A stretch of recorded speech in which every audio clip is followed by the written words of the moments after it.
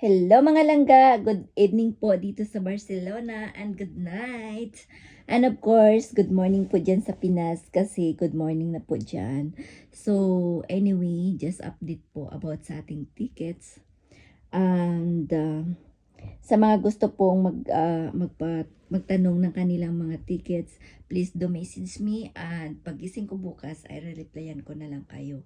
At sa iba, pwede naman po kayo magtanong dyan sa ating little CEO na si Shelamy Aragon. At andyan po siya, handang tumulong sa inyo kasi she's always free dahil nasa bahay lang po siya. So, pwede nyo po siyang i-message about sa inyong mga details. Okay? And anyway, sa mga gustong magkaroon ng kanilang travel and tour sa maliit na puhunan, na gusto nila mag-start, just message me kung paano at dito po ako para maturuan ko po kayo kung paano nyo simulan at kung paano nyo magagawa kahit po kayo ay busy sa inyong work, busy sa inyong full-time mom, full-time wife, full-time work na katulad ko. Don't worry, magagawa nyo pa rin po kahit sa kalahating oras lang na may time kayo ay kayang-kaya nyo po yan.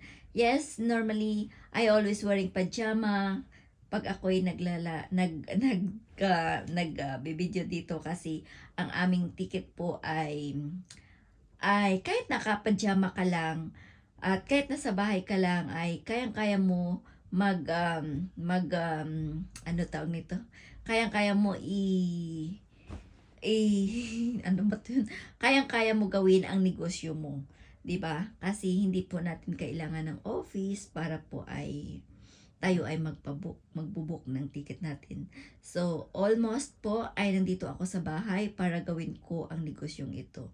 So, kung isa ka sa interesado at kung isa ka na magkaroon ng negosyong ito, message nyo lang ako. Actually, ay 5 years na po ako sa industriya na ito.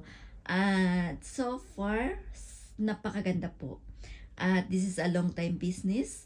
At hindi lang ikaw ang matutulungan, marami kang matutulungan. Hindi lang sa papabook, kundi matulungan mo rin ang mga kababayan mo, lalo na yung mga OFW, para magkaroon sila ng kanilang negosyo para pag uwi nila ay meron silang pagkikitaan. So, yun lang po mga langga. Just message me kung interesado ka na magkaroon ka ng negosyo mo. Okay?